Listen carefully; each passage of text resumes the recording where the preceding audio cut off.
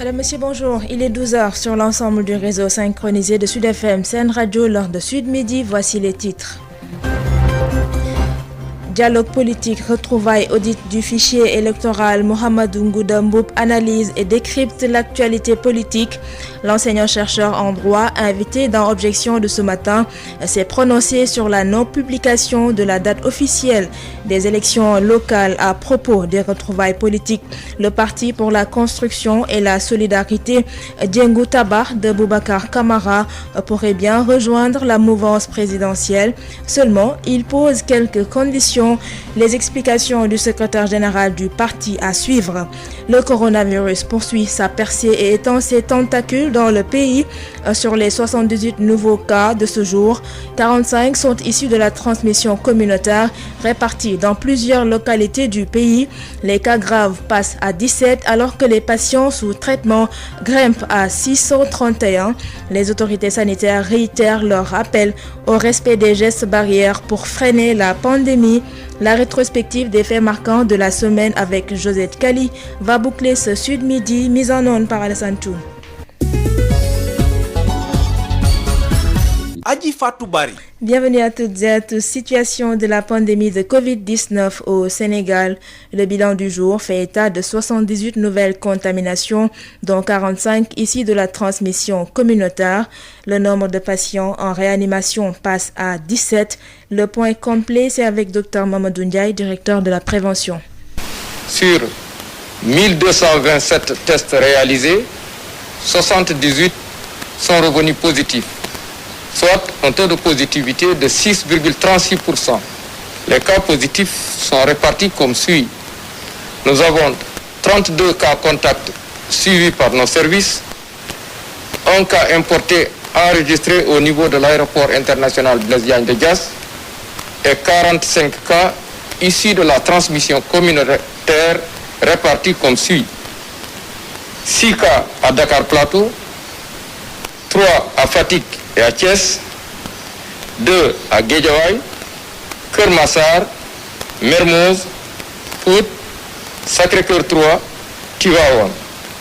1 aux Almadies, Cité CPI, Cité Cyprès, Diourbel, Fann, HLM, Kaolack, Kébémer, Koki, Liberté 1, Mamel, Mbao, Médina, Niary Tally, Ouakam, Podor, Saint-Louis, Sangalkam, Sicap Baobab, Touba et Yoff.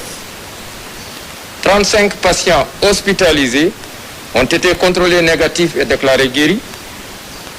17 cas graves sont pris en charge dans nos services de réanimation. Aucun décès n'a été enregistré ce samedi 12 décembre 2020. L'état de santé des autres patients hospitalisés est jugé stable. À ce jour, 17 075 cas ont été déclarés positifs, dont 16 094 guéris, 349 décédés et donc 631 patients sous traitement. Le ministère de la Santé et de l'Action sociale souhaite un prompt rétablissement aux patients encore retenus dans nos services et à ceux qui sont suivis dans nos domiciles. Le ministère de la Santé et de l'Action sociale exhorte les populations au respect strict des mesures de prévention individuelle et collective. C'était Dr Mamadou Ndiaye, directeur de la prévention. Le nombre de cas de Covid-19 ne cesse d'augmenter et beaucoup de Sénégalais rechignent toujours à respecter les gestes barrières. Les autorités sanitaires en appellent à un sursaut national pour freiner la pandémie.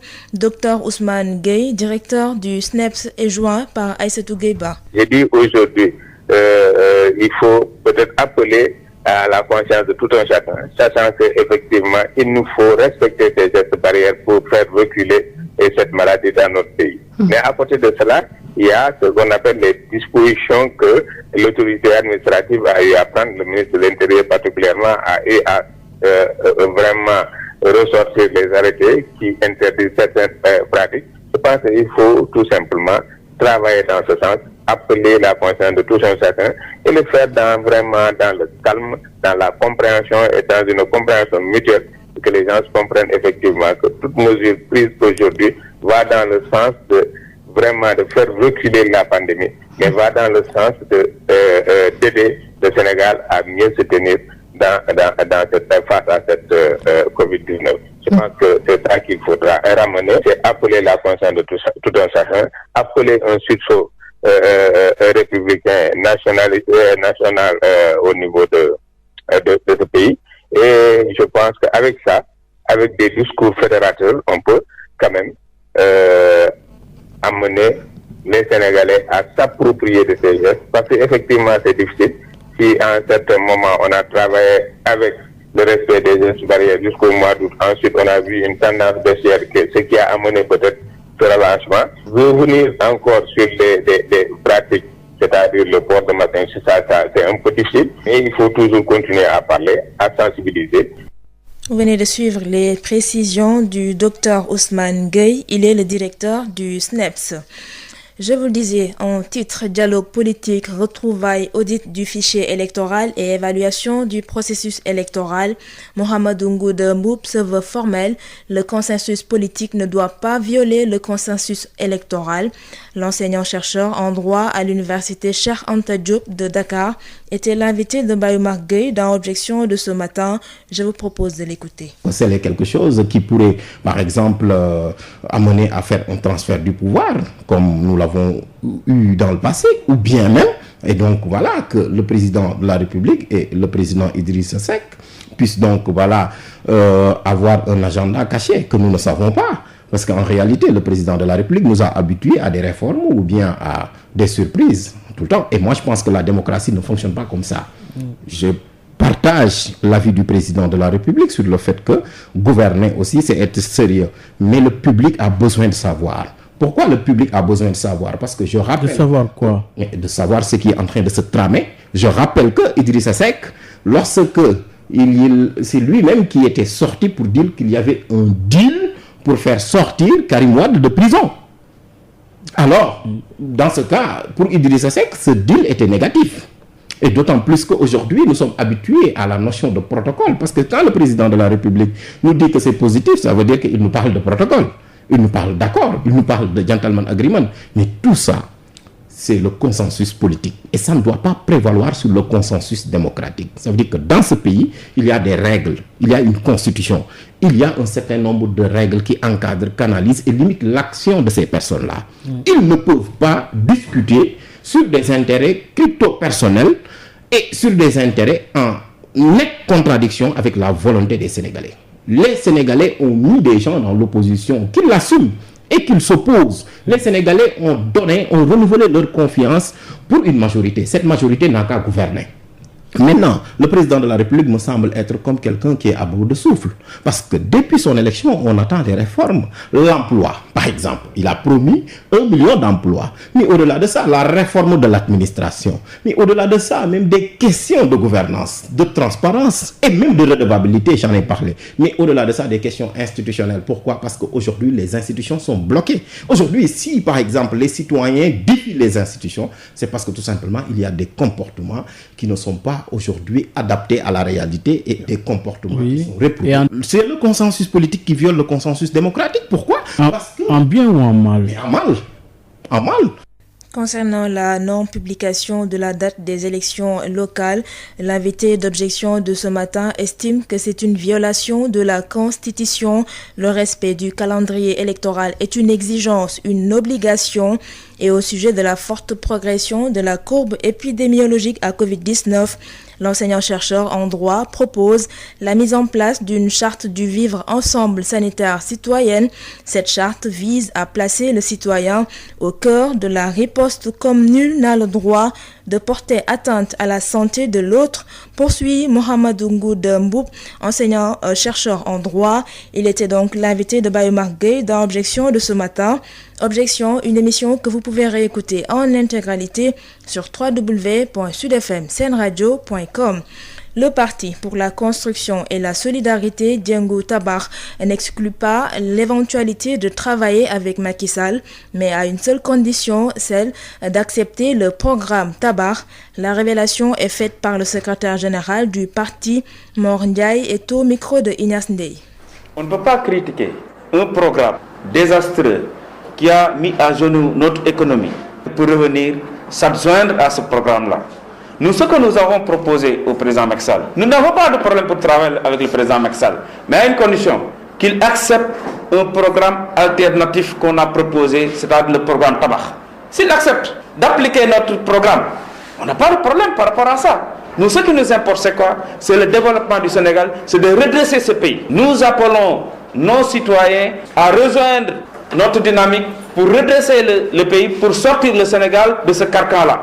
S'il accepte d'enterrer son pape 2A là et d'adopter le programme Tabar, on n'a pas de problème pour travailler avec lui. Ce qui est important, c'est quoi? Comment faire pour redresser ce pays? Comment faire pour financer notre économie? Comment faire pour créer des emplois? Comment faire pour développer l'agriculture? Comment faire pour véritablement que les jeunes aient une formation digne de ce nom et gratuite? Comment faire pour véritablement développer l'artisanat, pour développer le tourisme? Comment faire pour gérer de façon, n'est-ce pas, judicieuse et de façon transparente nos ressources naturelles? C'est ça qui nous importe. Maintenant, nous, on ne fait pas de relayement. On ne fait pas de reniement, on ne fait pas du wahwahet. On est animé de patriotisme. On ne fait pas de partage du gâteau. Non. Nous condamnons et nous luttons farouchement contre ces pratiques. C'est pourquoi nous avons créé la coalition Tabar et nous voulons véritablement que les Sénégalais sachent que nous sommes des opposants responsables. Donc aujourd'hui, vous êtes disposé à rejoindre, à travailler avec le président? Non, on n'a pas de problème par rapport à ça. S'il accepte. Parce que nous, ce qu'on veut, on ne cherche pas des postes de strapontin ou des postes de sinécure. Nous, ce qui nous intéresse, c'est quoi? Comment redresser le Sénégal. S'il accepte notre programme, cette condition-là, qu'on mette en place un programme de rectification avec à la base le programme Tabar, on n'a pas de problème. C'était Mor Ndiaye, secrétaire général du parti, le Parti pour la construction et la solidarité, Diengo Tabar, un parti qui était en tournée à Ziguinchor, où il dresse un tableau sombre. Ignace Ndeye.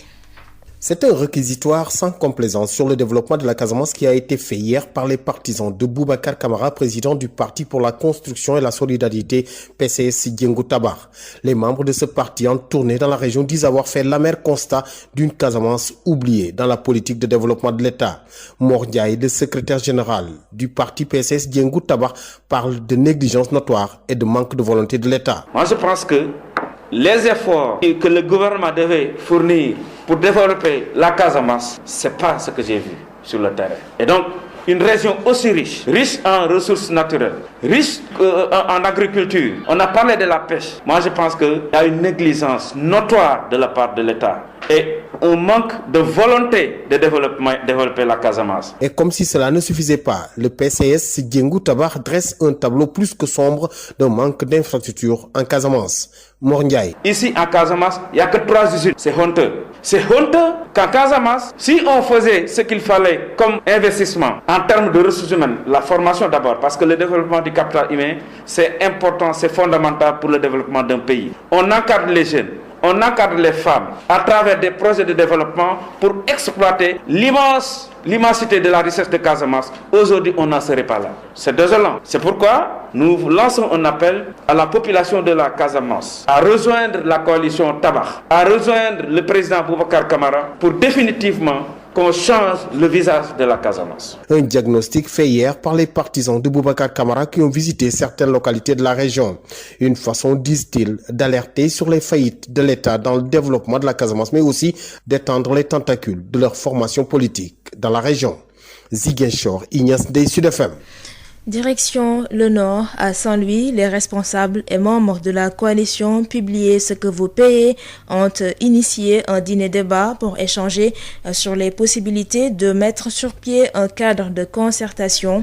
Le but est de s'assurer à ce qu'il y ait une gestion inclusive et apaisée de la future exploitation des ressources gazières à Saint-Louis. Les préoccupations des populations tournent principalement autour du contenu local. Les détails avec Yves Tendeng. Tendeng. Cette rencontre à laquelle ont pris part toutes les forces vives de la ville de Saint-Louis et environ fut l'occasion pour les membres de la coalition Publiez ce que vous payez d'insister sur la nécessité aujourd'hui de mettre en place un cadre de concertation. Ceci pour une gestion inclusive et apaisée de l'exploitation prochaine du gaz ici à Saint-Louis.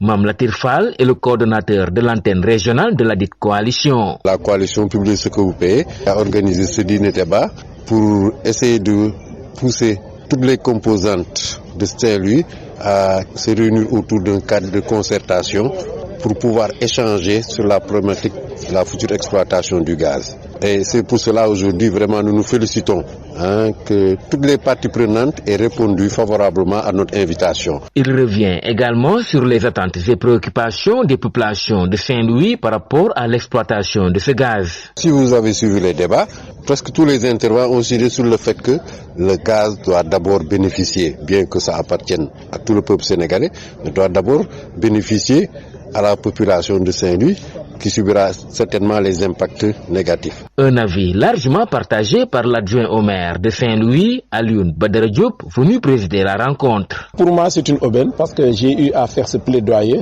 devant son Excellence le Président Macky Sall lorsque j'ai eu le privilège de prendre la parole lors du Conseil présidentiel sur le contenu local qui a été tenu le 20 janvier 2020 à Dakar. Et je suis heureux aujourd'hui de voir que les arguments que j'avais développés ont aujourd'hui au moins partagés aujourd'hui par la population saint-louisienne. C'est pourquoi la plateforme tripartite qui sera mise en place sera un bon outil pour d'abord suivre la mise en œuvre du PGIS, parce que lorsqu'on parle de cette exploitation de gaz, il faut défendre correctement les intérêts de tout le département de Saint-Louis. Saint-Louis, Yves Tendeng, Sud FM. La viabilisation du foncier de l'État et l'accès au marché public pour les petites et moyennes entreprises, tels sont les nouveaux défis de la Caisse des dépôts et de consignation. La CDS, à travers ses deux filières que sont la Caisse des marchés publics et la Compagnie générale immobilière du Sahel, veut lutter contre la pauvreté et permettre l'accès facile au logement. Moustapha Sall. La Caisse des dépôts et de consignation met en place deux filiales pour la gestion du foncier de l'État et l'accès au marché public. Cheikh Tidiane Ba est le directeur général. Cela participe de l'intégration de nos filiales dans une perspective groupe.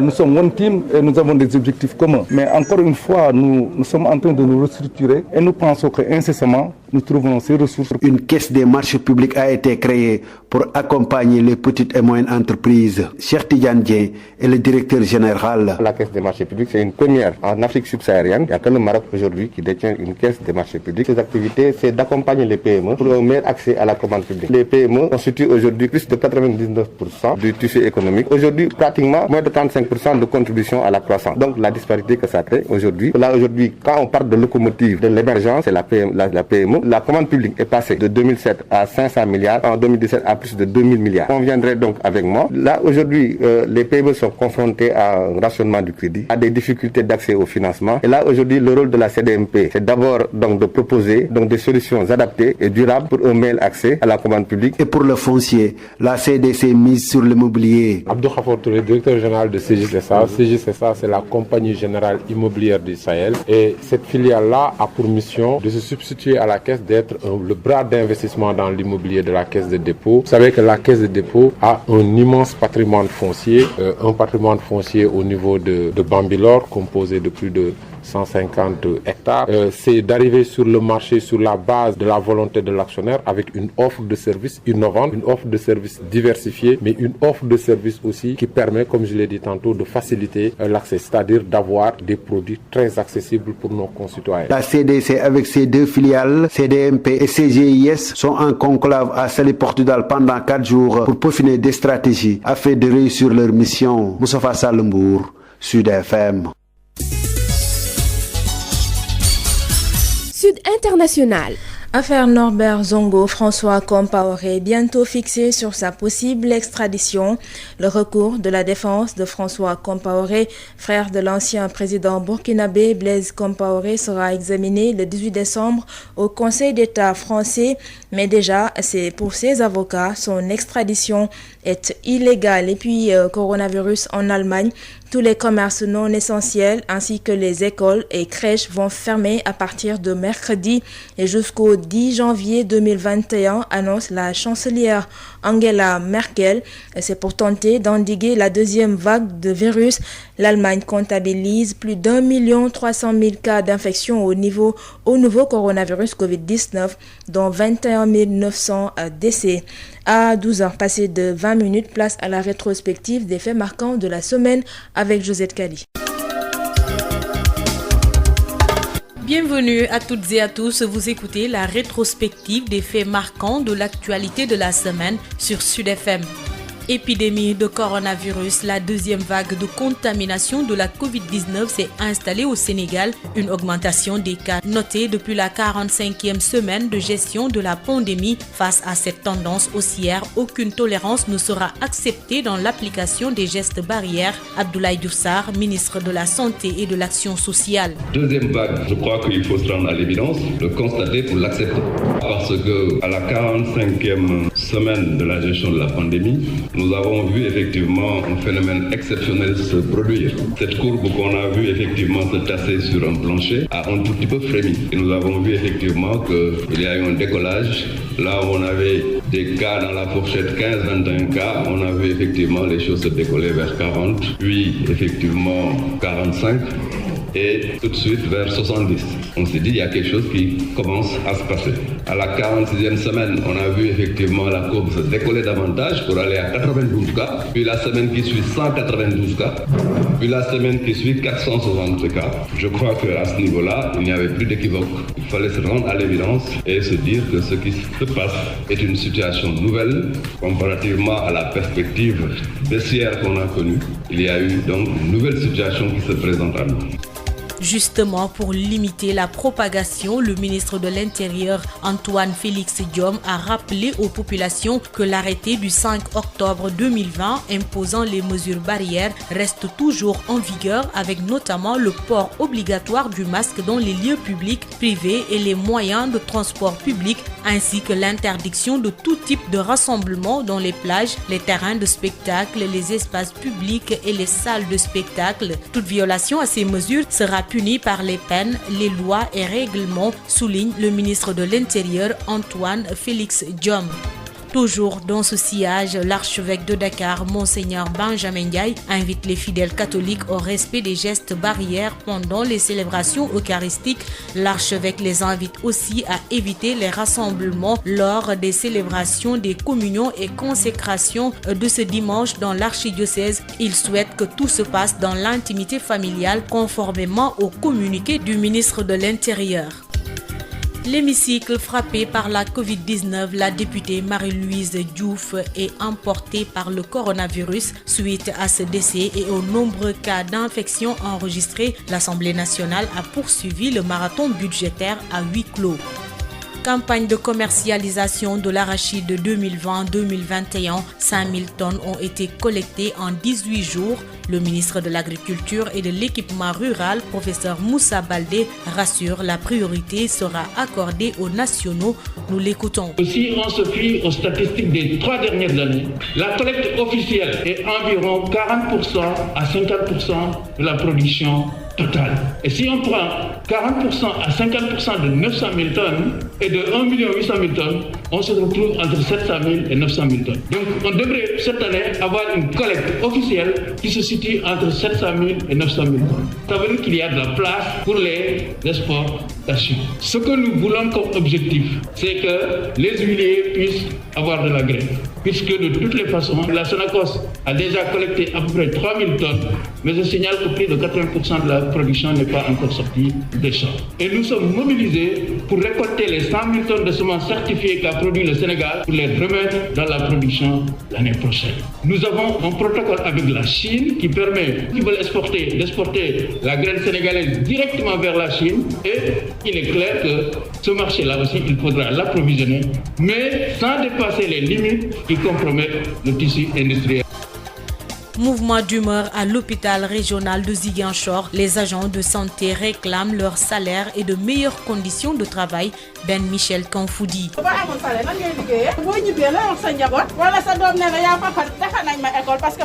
Avec leurs foulards et des brassards rouges, les agents de santé du centre hospitalier régional de Ziguinchor ont observé un sitting pour, disent-ils, dénoncer le retard des salaires du mois de novembre. Mbaye Badiane, secrétaire administratif de la sous-section Sud-Sas de l'hôpital régional de Ziguinchor, est leur porte-parole.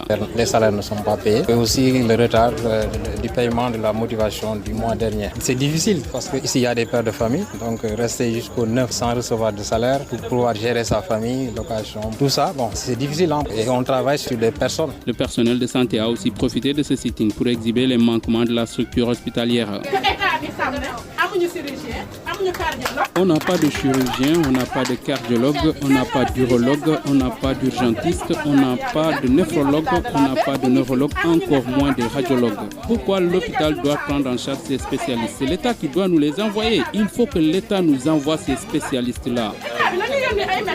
Le directeur de l'hôpital régional de Ziguinchor reconnaît les difficultés. Martial Kolibop ajoute que des solutions sont en train d'être trouvées. Les facteurs sont liés à l'insuffisance des recettes au niveau de l'hôpital. Nous avons beaucoup de fournisseurs, beaucoup de tiers payants qui nous doivent de l'argent. Et ces facteurs combinés ont entraîné des difficultés à pouvoir payer les salaires à temps. On est en train de faire de telle sorte que la situation soit résolue.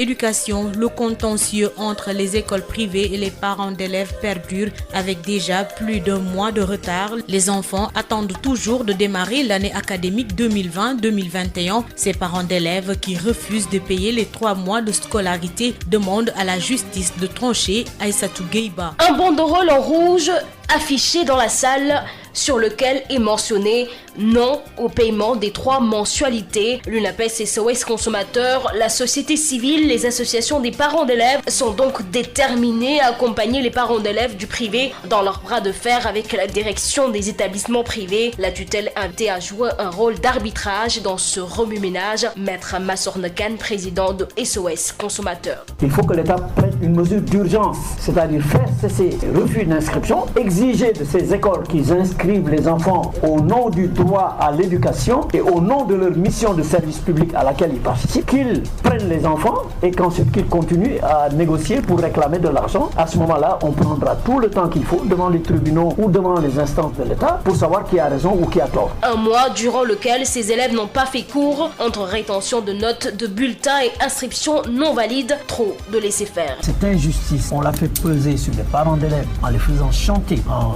retenant leurs bulletins de notes, en refusant les réinscriptions et en les obligeant à payer indûment. C'est un aveu d'impuissance et c'est une preuve d'irresponsabilité que nous dénonçons et l'impuissance et l'inaction de l'État face à cela. De plus, ces perturbations notées dans l'apprentissage ne profitent guère aux enfants. Chermo, directeur exécutif de la COSIDEP. Ces perturbations ne profitent pas aux enfants. Qu'on aille au tribunal, qu'on paye ou qu'on ne paye pas, il y a des enfants qui aujourd'hui, leur place n'est pas dans la rue, leur place n'est pas à la maison, leur place est à l'école.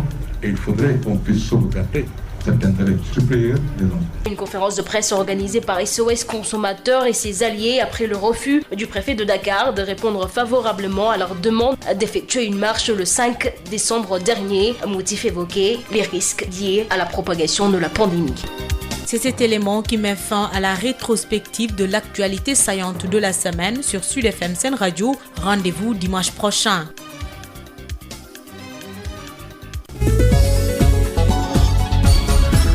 Adji Fatou Bari.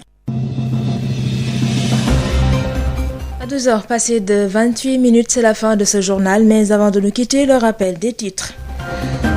Dialogue politique, retrouvailles, audit du fichier électoral, Mohamedou Ngouda Mboup analyse et décrypte l'actualité politique.